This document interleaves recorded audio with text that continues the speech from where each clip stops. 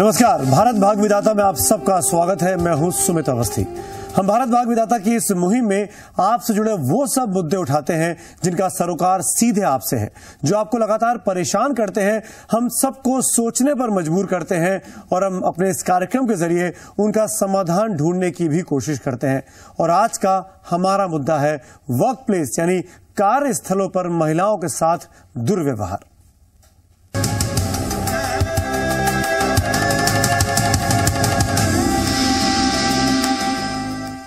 महिला सुरक्षा देश के सामने सबसे बड़ी चुनौती बनती जा रही है। क्या नेता, क्या अधिकारी, क्या जज, क्या पत्रकार, क्या साधु, क्या संत, हर कोई अपने पद और रुतबे की दम पर यौन शोषण कर रहा है। और सबसे चौंकाने वाला मामला जब सामने आया तो सारा देश सख्ते में आ गया। देश और दुनिया को नैतिकता और पारदर्शिता का पाठ पढ़ाने वाले, अपने स्टिंग ऑपरेशन से तहलका मचाने वाले तहलका के संपादक और मालिक तरुण तेजपाल खुद एक्सपोज हो गए हैं। तेजपाल के साथ काम करने वाली एक लड़की ने उन पर यौन शोषण के संगीन और गंभीर आरोप लगाए हैं। महिला उत्पीड़न पर बात करने के लिए हमारे साथ इस वक्त काफी सारे लोग मौजूद हैं। उस पैनल का सबसे पहले परिचय कराऊंगा। सुप्रीम कोर्ट की वकील मोनिका अरोड़ा जी मेरे साथ हैं। वरिष्ठ पत्रकार अनीता कटियाल जी हमारे साथ हैं। अहमदाबाद से कांग्रेस की नेता अमी याग्निक मेरे साथ जुड़ रही हैं। महिला आयोग की सदस्य निर्मला सावंत प्रभावलकर जी भी मेरे साथ हैं और बीजेपी की नेता आरती मेहरा भी मेरे साथ जुड़ी हुई हैं। हमारे साथ मुंबई से कुछ और मेहमान भी जुड़ेंगे, लेकिन इन सबसे पहले हम खुलकर बात करें उसके पहले आपको दिखाते हैं दरअसल ये मुद्दा इतना गरमाया हुआ क्यों है। अपने स्टिंग ऑपरेशन से देश भर में तहलका मचाने वाले तहलका के संपादक तरुण तेजपाल के सेक्स स्कैंडल ने देश में तूफान खड़ा कर दिया है। कंपनी के गोवा में थिंक फेस्ट के दौरान तेजपाल ने अपनी सहयोगी महिला पत्रकार का यौन शोषण किया। पीड़ित लड़की तेजपाल की बेटी की उम्र की बताई जा रही है और उसने तेजपाल से ऐसा न करने के लिए बार बार गुजारिश की, लेकिन नशे में चूर तेजपाल नहीं माने। उन्होंने उसके साथ जबरदस्ती की और उसके कपड़े तक फाड़ डाले। तेजपाल ने अपनी गलती मानते हुए पीड़िता से माफी मांगी और बतौर प्रायश्चित 6 महीने के लिए पत्रिका के संपादक पद से इस्तीफे की पेशकश की। उन्होंने तहलका की प्रबंध संपादक शोमा चौधरी को लिखा है, पिछले कुछ दिन बहुत परीक्षा वाले रहे और मैं पूरी तरह इसकी जिम्मेदारी लेता हूँ। एक गलत तरह से लिए फैसले परिस्थिति को खराब तरह से लेने के चलते एक दुर्भाग्यपूर्ण घटना हुई जो उन सभी चीजों के खिलाफ है जिनमें हम विश्वास करते हैं और जिनके लिए संघर्ष करते हैं। इस मामले पर शोमा चौधरी ने कहा कि ये आंतरिक मामला है और पीड़िता प्रबंधन की कार्रवाई से संतुष्ट है, जबकि घटना की गंभीरता को समझते हुए गोवा पुलिस ने उस होटल के सीसीटीवी फुटेज मांगे हैं जहां तेजपाल ने महिला का उत्पीड़न किया था। और हम आपको बता दें कि हम इस मुद्दे पर चर्चा करें, सेक्सुअल हैरेसमेंट की बात करें, खासकर वर्क प्लेस पर, कार्यस्थलों पर, उसके पहले इस तहलका वाले प्रकरण में जो कुछ हुआ, तरुण तेजपाल ने जो कुछ किया, वो आपको बताना जरूरी है। और मैं बार बार इस बात को दोहरा दूं कि कुछ मीडिया के लोग हैं जो इस मामले को नहीं उठा रहे हैं, लेकिन मैं ये बात बिल्कुल साफ करना चाहता हूं जी मीडिया के माध्यम से अपने इस खास कार्यक्रम के जरिए, कहीं भी महिला के साथ उत्पीड़न क्यों ना हो रहा हो, चाहे वो अदालतें हो, चाहे वो पुलिस स्टेशन हो, चाहे वो घर हो या फिर पत्रकारों के अपने कन्वीनियंस की जगह हो, सब बातें जी मीडिया के इस कार्यक्रम में हम उन तमाम मुद्दों पर चर्चा करेंगे। पहले मैं दिखाना चाहूंगा कि क्या कुछ कन्वर्सेशन हुआ तरुण तेजपाल और इस महिला पत्रकार के बीच, जो कि उम्र में उनके तरुण तेजपाल की बेटी के बराबर है।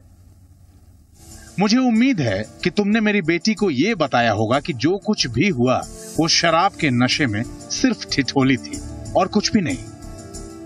मैंने आपकी बेटी को ये बताया कि हम दोनों ने ही शराब पी थी। क्या वो सिर्फ ठिठोली थी और कुछ भी नहीं? मैंने जवाब नहीं दिया। क्यों, क्या हुआ? मैंने फिर जवाब नहीं दिया। मुझे विश्वास नहीं हो रहा कि तुमने मेरी बेटी को हर बात बता दी है। क्या तुम्हें एक पिता और बेटी के बीच के रिश्ते की कोई समझ नहीं है? एक बार फिर मैंने कोई जवाब नहीं दिया। 16 नवंबर को तरुण तेजपाल ने फिर मुझे कई एसएमएस किए। क्या तुमने मेरी बेटी से बात की? वो ठीक है?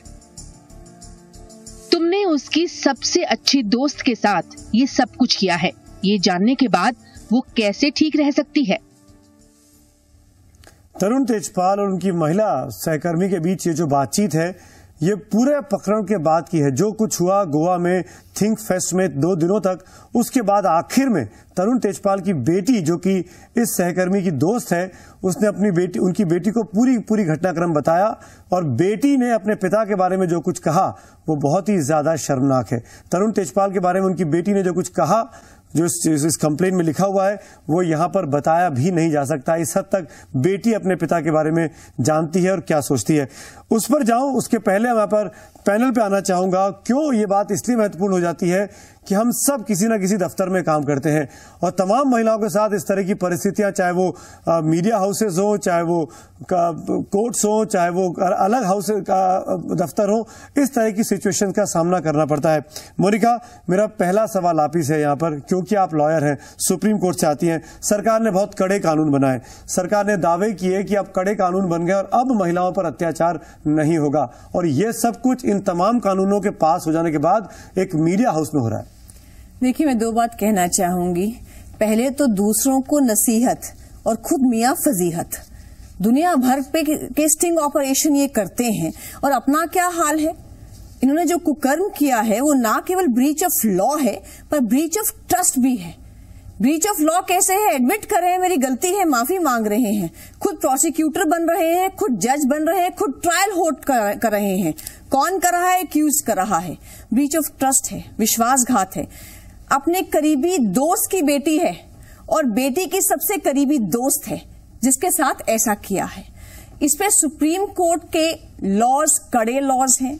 सुप्रीम कोर्ट की विशाखा की जो डायरेक्शंस हैं, विशाखा गाइडलाइंस हैं, उनका पालन तहलका ने नहीं किया है। जो कहते हैं कि कोई भी संस्था हो, चाहे वो पब्लिक संस्था हो या प्राइवेट गवर्नमेंट संस्था हो, निजी संस्था हो, वहां पर prevention of sexual harassment committees बननी चाहिए, जहां लड़की आके अपनी कंप्लेन दे सके, उसकी इंटरनल इंक्वायरी होनी चाहिए, महिला हेड होनी चाहिए, आधे से अधिक महिलाएं होनी चाहिए कमेटी में, और अगर ऑफेंस पाया जाता है कि ऐसा अपराध है जो आईपीसी के तहत अपराध है तो रेलेवेंट अथॉरिटी को कंप्लेन करनी चाहिए। मैं अनीता को शामिल करूंगा। अनीता, आप भी पत्रकार हैं और इस तरह की चीजें पत्रकारिता के लिए एक बहुत बड़ा धब्बा है, काला दिन है, कलंक लगा है हम लोगों के ऊपर कि ये सब चीजें जो हम दुनिया को नैतिकता के पाठ पढ़ाते हैं वो अपने ही घर में हमारा अपना दामन इतना खराब है। अब इस पूरी घटना के बाद जिस तरीके से तरुण तेजपाल ने अपने आप को अलग कर लिया, ये दिखाने की कोशिश की वो प्रायश्चित कर रहे हैं, क्या इससे उनकी गलती कम हो जाती है? क्या उनको सजा नहीं मिलनी चाहिए? दोनों, मैं तो बिल्कुल मानती हूँ कि सजा मिलनी चाहिए, क्योंकि मैं जो आपने कहा वो बिल्कुल सही कहा कि ये खाली एक मीडिया हाउस का किस्सा नहीं है, ये पूरे मीडिया और हम सब पे ये लागू होता है कि लोग ये सोचते हैं कि वैसे ही मीडिया को इतनी बुरी नजर से आजकल देखते हैं, कोई पेड न्यूज का मसला है, कोई कुछ है, तो इसको लेके तो और भी हमारी सबकी रेपुटेशन पे एक क्वेश्चन मार्क उठ जाता है। तो वो जो कहा तो आपने बिल्कुल सही कहा, और जो पर्टिकुलर ये किस्सा है बिल्कुल आपने सही कहा कि ये अब इंटरनल मामला नहीं रह गया। ये एक्चुअली जो जैसे मोनिका जी ने बोला, under this law, under the sexual harassment at workplace, that under this new law committees बननी चाहिए और उनका जो कंपोजिशन है वो बड़ा महत्वपूर्ण है कि उसमें कौन कौन रहे, और उस कमेटी के बारे में लोगों को बताना भी चाहिए कि जो वर्क प्लेस में लोगों, ये नहीं कि कमेटी बना दी और लोगों को पता भी नहीं कि ये कमेटी ऐसी बनी हुई है, तो वो सब होना चाहिए। और खासकर मीडिया हाउस में, जैसे मोनिका जी ने बोला, खासकर तहलका जिसकी जर्नलिज्म का इतना उन्होंने काम किया है, अच्छा काम किया है। तो अगर ये लीक नहीं हुआ होता मेल तो शायद पता भी नहीं चलता। जिस तरीके से इस मामले को दबाने की, रफा दफा करने की कोशिश पूरे मैनेजमेंट ने की, क्योंकि हम इस बात को जानते हैं कि तरुण तेजपाल न सिर्फ संपादक है बल्कि उस मैगजीन के मालिक भी हैं, पब्लिशर भी हैं। मेरे साथ निर्मला सावंत जी भी हैं, आरती मेहरा जी भी हैं। निर्मला जी, मैं आपसे पूछना चाहूंगा, आप इस चर्चा को सुन रही हैं और आप क्योंकि राष्ट्रीय महिला आयोग को रिप्रेजेंट करती हैं, हम देख रहे हैं एक पर्टिकुलर स्टॉकिंग वाले मामले में आपका आयोग बहुत तेजी से प्रोएक्टिवली काम कर रहा है। इस मामले में जहां तक मेरी जानकारी है आपके पास एक ऑफिशियल कंप्लेंट पहुंच चुकी है एनसीडब्ल्यू के पास, क्या कार्रवाई की जा रही है? क्योंकि एक संदेश देश भर में जाना जरूरी है कि जो रसूख वाले लोग हैं, जो सिस्टम को चलाते हैं, उन पर भी कार्रवाई हो सकती है। बिल्कुल आपने सही कहा। जैसे ही हमको ये सुबह मामला हुआ पता चला तो उसमें सो मोटो लिया गया है और दूसरी एक हमारे पास एक प्राइवेट कंप्लेंट आई थी, उसमें एफआईआर करने के लिए कहा गया था। उसमें भी हमने पुलिस को लिखा है कि इसमें एफआईआर होनी चाहिए। तीसरी बात है कि बड़ा अजीब सा लग रहा है कि हमने प्रायश्चित किया है और ये केवल यौन शोषण का या तो सेक्सुअल हैरेसमेंट का मामला नहीं है। अगर इतना संगीन मामला है कि सीधा सीधा रेप के अंदर आता है, क्योंकि पता नहीं आपको भी वो मैसेजेस और कंप्लेंट आई होगी। रोमा जो चौधरी है उनको आगे आना चाहिए और उनके खिलाफ ये सेक्सुअल ऑफेंस अभी तक इस मामले में मेरा सवाल दर्ज होना चाहिए। जी, अभी तक और पुलिस एक मिनट पुलिस जो है इसमें पुलिस खुद सो मोटो लेना चाहिए। जी मैं अमी याग्निक जी से पूछना चाहूंगा, इस पूरे मामले में अभी तक कोई भी तरीके की कानूनी कार्रवाई नहीं शुरू की है तहलका मैनेजमेंट की तरफ से। आज भी शोमा चौधरी का जो पहला बयान आया सामने, जो संपादक है, मैनेजिंग एडिटर है इस मैगजीन की, उन्होंने कहा कि हम लोग इस पर कार्रवाई कर रहे हैं, मैं एडमिनिस्ट्रेशन से बात करूंगी, मैं क्या कर सकती हूं। और फिर जो दोबारा 3-4 घंटे के बाद मीडिया के सामने आई तो वो उस वक्त कहती है कि वो लड़की जो भी चाहेगी वो काम किया जाएगा। लेकिन सवाल ये है कि क्या ये मामला तहलका के दफ्तर तक होकर रह जाएगा। मैं वो बयान शोमा चौधरी का पहले सुनवाता हूं यहां पर कि उन्होंने क्या कहा आज। Getting her to feel correct is the first priority. Addressing my office is the second priority. The way these letters have leaked, I'm not being able to act as a journalist with all the facts. Of course, I've been in contact with her. I am not mad to say things without having been in touch with her. I do ask you to give me the dignity to speak to you guys as journalists. Please let me act correctly on it. जानी मानी actress और social worker ऋतुपूर्णा Sengupta भी मेरे साथ मुंबई से जुड़ गए। लेकिन मेरा सवाल अमी जी आपसे है यहाँ पर, इस पूरे मामले में जिस तरीके से आप सुबह से बहस देख रही हैं, शोमा चौधरी जो कि मैनेजिंग एडिटर है, वो अभी भी तहलका के मैनेजमेंट की तरफ से ज्यादा बात करती दिखाई देती है, ना कि एक महिला होने के नाते एक अपनी महिला सहकर्मी की बात को आगे बढ़ाने की कदम उठाते हुए। आपको सोचकर चिंता होती है कि समाज किस हद तक गिरता जा रहा है? आपकी बात बहुत इम्पोर्टेंट है, क्योंकि आज की महिला को इतना कानूनी अधिकार मिला है, घर के अंदर, कार्यस्थल पे और इवन रास्ते पे, पब्लिक प्लेस में जाती है तो इतने अधिकार कानून ने दिए हैं। लेकिन यहाँ ऐसा लगता है कि भारतीय महिला को अपने कानून और अधिकार के बारे में पता ही नहीं, कानूनी अधिकारों के बारे में ना तो कोई उनको कुछ अवेयरनेस है। जैसे आपने अभी बताया कि मैनेजमेंट जो तहलका का है वो भी एक महिला है, तो ये कानूनन कमिटी बनाई है कि नहीं विशाखा गाइडलाइंस की तहत? बिकॉज सुप्रीम कोर्ट ने 10 साल 15 साल पहले विशाखा गाइडलाइंस की एक जजमेंट दी है कि हर इंस्टीट्यूशन में, चाहे वो प्राइवेट हो, गवर्नमेंट हो, एजुकेशनल इंस्टीट्यूट हो, कहीं भी आप इवन कोर्ट्स में हो, तो आपको एक कमेटी बनानी चाहिए जहां महिला आके अगर कुछ शोषण होता है तो आके एकदम निर्भयता से अपनी कंप्लेंट कर सके। चेयरपर्सन वुमन होनी चाहिए। तो ये कमेटी कई बनी भी नहीं है। एक चीज जरूर कहना चाहूंगा, क्योंकि इस पूरे पैनल में आप सब महिलाएं हैं। एक चीज आपने कहा कि महिलाओं के पास बोलती नहीं है, बताती नहीं है, लेकिन मुझे एक उम्मीद की किरण ये दिखाई देती है पूरे तमाम प्रकरणों में, चाहे ये मामला हो, चाहे सुप्रीम कोर्ट का इंटर्न वाला मामला हो, अब महिलाएं बोलने लगी हैं, अब महिलाएं सामने आने लगी है, चाहे वो ब्लॉग के जरिए आए, चाहे वो इंटरनल कंप्लेंट लिखे। अपने आप में बड़ी बात है कि इस लड़की ने, जो ये तहलका के मामले की बात कर रहा हूं, उसने जो डिटेल अपनी कंप्लेन की है, अगर आप उस चिट्ठी को पढ़ लेंगी, उस कंप्लेन को पढ़ लेंगी तो रोंगटे खड़े हो जाते हैं, उस तरह डिटेल में उसने कंप्लेन की है।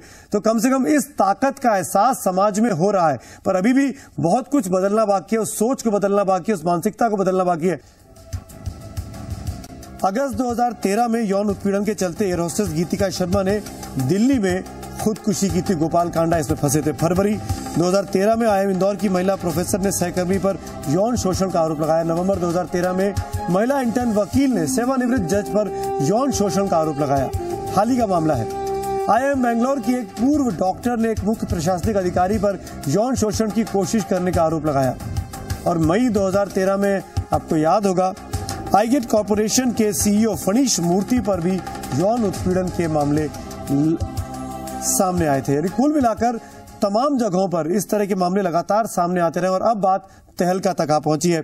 मेरे साथ आरती मेहरा जी भी जुड़ी हुई है, बीजेपी की नेता। आरती जी, इस पूरे प्रकरण के बाद तहलका के जरिए मैं ये बात करना चाहूंगा हमारे पूरे समाज की, क्या आप इस बात को मानेंगी कि कहीं ना कहीं औरतों में इस बात की अब हिम्मत भी आ रही है, चाहे जो भी वजह है, एजुकेशन हो सकता है, एक्सपोजर हो सकता है, कि वो अपने साथ जो नाइंसाफी हो रही है वो रिपोर्ट करने लगी है, चाहे वो ब्लॉग के जरिए ही सही क्यों ना हो? देखिए सुमित जी, सबसे पहले तो ये बहुत ही दुर्भाग्यपूर्ण है। सबके स्टिंग ऑपरेशन कराने वाले तरुण तेजपाल जी का आज किस तरह का वहशी और घिनौना चेहरा सामने आया है। रेप और सेक्सुअली असॉल्ट करना ये एक मानसिकता को, एक माइंडसेट को दिखाता है। आज अगर उन्होंने अपने एडिटरशिप से या पश्चाताप किया है तो उससे उनकी सजा कम नहीं हो जाती, और वो खुद अपने आप को सजा नहीं देंगे, सजा कोर्ट देगी, कोर्ट डिसाइड करेगा। लेकिन हाँ, डेफिनेटली समाज में एक चेंज निरंतर देखने को मिल रहा है। मैं तो चाहूंगी कि ये लड़की भी आगे आके FIR करे, क्योंकि अब ये कोई स्टिग्मा नहीं रह गया, ये कोई स्टिग्मा नहीं है, और इस स्टिग्मा से बाहर निकलना चाहिए। जी हाँ, बाहर आके बात करनी चाहिए, पुलिस को सेंसिटिवली लेना चाहिए। और इस तरह से मुझे ऐसा लगता है कि पूरा ऐसा माहौल लड़कियों के लिए हमें पॉजिटिव, सकारात्मक, कंड्यूसिव बनाना चाहिए कि वो आके ये कोशिश हमको समाज में रहते हुए शायद करनी होगी। उनके साथ अन्याय हुआ है कि जो लड़कियों के साथ शोषण हो रहा है वो उसकी रिपोर्ट करने में डरे नहीं, घबराए नहीं। हम समाज को, हम सबको मिलकर उसका साथ देना होगा, साथ खड़े होना पड़ेगा, और शायद यही रास्ता हो सकता है कुछ हद तक उन रसूखदार लोगों पर ये डर बिठाने का कि पूरा समाज आपके साथ है। और हम ये देख रहे हैं इस पूरे प्रकरण में भी, भले ही कुछ एक सेक्शन हो सकता है, चाहे वो मीडिया का ही सही हो, जो इस मामले को ठीक से रिपोर्ट ना कर रहा हो, लेकिन पूरा समाज आज इस तहलका के रिपोर्टर के साथ खड़ा हुआ है।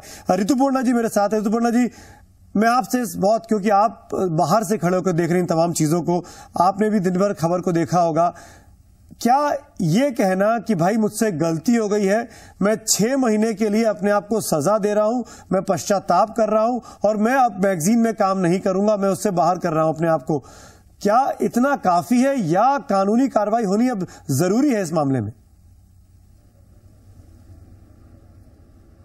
कानूनी कार्रवाई होना बिल्कुल ज़रूरी है, और सारा देश को इसके बारे में बात करना चाहिए, क्योंकि जो माहौल अभी क्रिएट हो रही है वो बहुत ही घटिया माहौल हो रही है हमारे आसपास में, और लड़कियों की सिक्योरिटी पर बहुत बड़ी क्वेश्चन आ चुकी है। तो मुझे लगता है कि अगर ऑफिस में भी किसका सिक्योरिटी ना रहे, कुलीग में सिक्योरिटी ना रहे, तो कहाँ जाए लोग। लड़कियों की हालत ऐसी हो रही है कि अभी तो बाहर निकलने में वो 2 बार सोचेंगे कि हम सुबह उठ के जाएंगे या नहीं जाएंगे, आज काम पे जाएंगे या किसी हालत में हम वापस आएंगे, ये सोच के ही तो वो मर जाएंगे। तो ये this is a very big mental torture हो रही है लड़कियों के ऊपर, और मुझे लगता है इसका हल जल्द से जल्द होना चाहिए, और सारे देश को इसके बारे में प्रोटेस्ट करनी चाहिए। और मुझे लगता है कि ये जो हो रहा है, मतलब कोई किसी को अपने खुद को सजा नहीं दे सकते, कानून है इसमें, बिल्कुल कानून को आगे आना होगा। यहाँ पर मैं कुछ बातें बता दूं अपने दर्शकों को कि जो बिल है हैरेसमेंट एट वर्क प्लेस वाला, उसमें साफ तौर पर लिखा गया है अश्लील व्यवहार, छेड़खानी, शारीरिक छेड़छाड़ और नौकरी देने के बदले शारीरिक संबंध बनाने की मांग करना, और उस महिला के सामने अश्लील वीडियो देखना, पॉर्न साइट्स देखना, ये तमाम चीजें भी अपराध में आती हैं। और बिल में पहली बार असंगठित क्षेत्र को भी शामिल किया गया है। जो संस्थान सर्विस रूल्स में नहीं आते हैं वो भी इस बिल में शामिल कराए गए हैं। सभी संस्थानों को आंतरिक शिकायत कमेटी का गठन करना होगा। जो संस्था कमेटी का गठन नहीं करती है उस पर जुर्माना है 50,000 रुपए का, और बार बार ऐसा उल्लंघन करने पर रजिस्ट्रेशन रद्द कर दिया जाएगा। यहां तक बात इस बिल में कही गई है।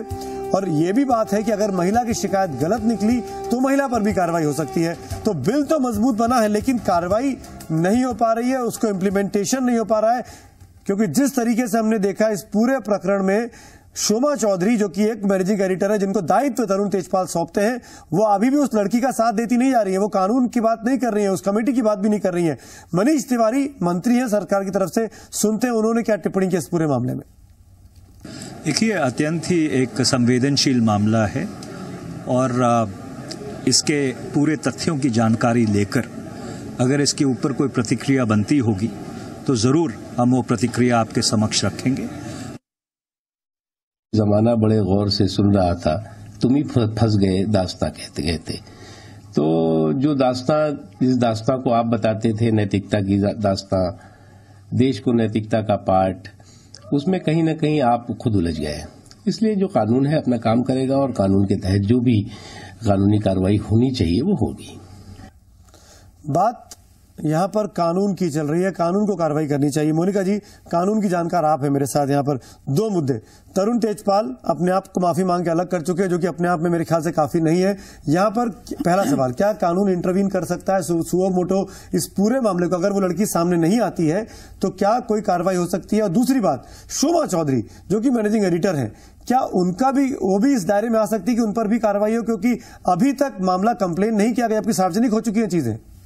देखिए, इसमें जो सबसे पहले आपने बात की उनके माफीनामे की, उनके माफीनामे की अगर आप दो पंक्तियां पढ़ेंगे कि उन्होंने क्या कहा है कि it was a bad lapse of judgement, दूसरा it was an awful misreading of situation. यानी उनको लग रहा था शायद लड़की मान जाएगी, लड़की मानी नहीं। और इसके बाद आप मुझसे पूछें कि क्या इनकी जगह एक मेल जर्नलिस्ट होता तो तब आप ऐसा काम करते क्या? नहीं। This was a drunken person, this was no error of judgement. उनको मालूम था एग्जैक्टली वो कर क्या रहे हैं, लेकिन लगता था तो he will get away with it. एक चीज और, शोभा चौधरी की बात, क्या वो बच जाएंगी? क्योंकि उनके पास पूरा दायित्व आया है। कंटेम्प्ट ऑफ कोर्ट है। 1997 की जो विशाखा गाइडलाइंस है भवरी देवी कांड के बाद, वो कहती हैं कि जो भी ऐसे गवर्नमेंट ऑर्गेनाइजेशन होगी या प्राइवेट ऑर्गेनाइजेशन होगी जहां 10 से अधिक लोग काम करते हैं, वहां पर आपको एक कंप्लेंट्स कमेटी बनानी जरूरी है। यहाँ कंप्लेंट्स कमेटी नहीं थी। यानी कुल मिलाकर, और दूसरी बात, कंप्लेंट की गई लेकिन उस कंप्लेंट पर एक्शन भी नहीं हुआ। कुल मिलाकर देखा जाए तो सब कुछ पूरी की पूरा तहलका का जो सब चीज सामने आ रही है, वो कहीं ना कहीं सब कुछ घालमेल दिखता है, सारा अंधकार में दिखता है। तहलका के केस में तहलका बजा वो ये हुआ है कि इसमें एक चीज बिल्कुल क्लियर है, कंप्लेनेंट भी है जो एक्सपोज्ड है, जो कि जिसने ईमेल पे एग्जैक्टली लिखा है मेरे साथ क्या हुआ, और उसने शोभा चौधरी को दिया है ये सारी कंप्लेंट, वो भी अनडिनाइबल है, एक्यूज्ड भी अनडिनाइबल है। तो ये मैटर तो क्राइम है, इसके लिए पुलिस इन्वेस्टिगेट कर सकती है। अनीता जी, आपसे पूछना चाहूंगा, आप भी पत्रकार हैं, आप भी घर से बाहर निकलकर पिछले इतने सालों से काम कर रही हैं, इनसिक्योर आपको भी फील होता होगा, कई बार ऐसी घटनाएं घटती होंगी। क्या रास्ता है, कैसे समाज को बदला जा सकता है? सुमित, पहले मैं ये कहना चाहूंगी कि जो तहलका मैनेजिंग एडिटर का जो रुख है, जो उन्होंने अपनाया है, उनका जो रुख है, उससे I think the entire media is very disappointed, क्योंकि उनसे ये उम्मीद नहीं थी। खासकर तहलका जैसी मैगजीन और जो जिस तरह के उन्होंने फेस्टी काम किया है, और खुद भी ट्वीट करती रही, 16 दिसंबर का मामला हो, रंजीत नहीं, और वो भी और खासकर अगर वो मैगजीन अब ये कह रहे हैं कि वो इंटरनल मैटर है, मगर अगर यही किस्सा अगर किसी बड़ी एमएनसी में होता तो तहलका और मीडिया हाउस में होता या मीडिया हाउस में होता, मैं चलो मीडिया हाउस भी नहीं कहती, अगर बड़ी किसी एमएनसी में होता या किसी ऑर्गेनाइजेशन में होता तो तहलका बिल्कुल पीछे नहीं हटती और बिल्कुल उनको एक्सपोज करती। तो इससे एक थोड़ी डिसअपॉइंटमेंट हुई है। मगर मैं ये भी कहना चाहूंगी कि इससे वन शुड नॉट जज तहलका's journalism. The journalism is, you cannot judge them because they have done very good work as far as the work is concerned. As far as solutions are concerned, जो आपने बोला है, तो जो मोनिका ने बोला है यही है कि जो लॉ है उसको अगर सब ऑर्गेनाइजेशंस इम्प्लीमेंट करें तो पहला कदम तो वही होगा कि कमेटीज बनाइए, कमेटीज का कॉम्पोजिशन लॉ के कानून का पालन होना चाहिए, लॉ का पालन होना चाहिए। मैं ऋतुपर्णा जी मेरे साथ। ऋतुपर्णा जी, आप कोई सॉल्यूशन देना चाहेंगे इस पूरी समस्या का? मेरा सोल्यूशन यही है कि कोई ड्रास्टिक स्टेप लेना चाहिए, और जो हम देख रहे हैं कि ड्रास्टिक स्टेप्स नहीं ले रहे लोग, क्योंकि पता नहीं किस चीज़ का डर है, किस चीज़ का फियर है, आई रियली डोंट नो। लेकिन हमारी औरतें इनसिक्योर्ड होते जा रहे हैं, कोई इस पे ध्यान नहीं दे रहे। एंड ये रिपीटेडली आपने ही अभी एक कंसिस्टेंटली बोला कि कब से कब तक क्या क्या चीजें हुआ, मतलब क्या क्या इंसिडेंट्स हुआ लास्ट फ्यू मंथ्स में। That is very very disappointing. मुझे लगता है कि अगर कोई ड्रास्टिक स्टेप इसके अगेंस्ट नहीं लेंगे तो ऐसा ही होता रहेगा। और मीडिया क्यों अभी ऐसा जगह में होगा तो वो बहुत ही कड़ा संदेश देने की जरूरत है, ड्रास्टिक स्टेप लेने की जरूरत है। ऋतुपूर्णा जी के मुताबिक अमी याग्निक जी, आप क्या रास्ता सुझाएंगी इस तरीके से महिलाओं को सुरक्षा प्रदान करने के लिए?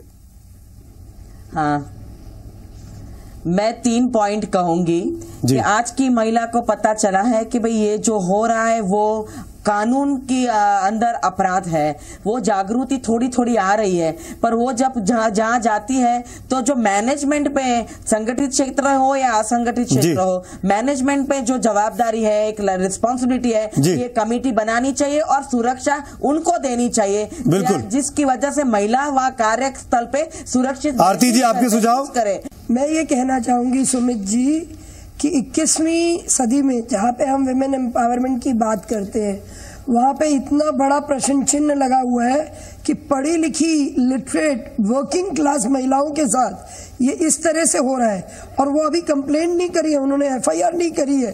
तो गाँव में क्या होता होगा, कितनी निर्भया, कितने केसेस।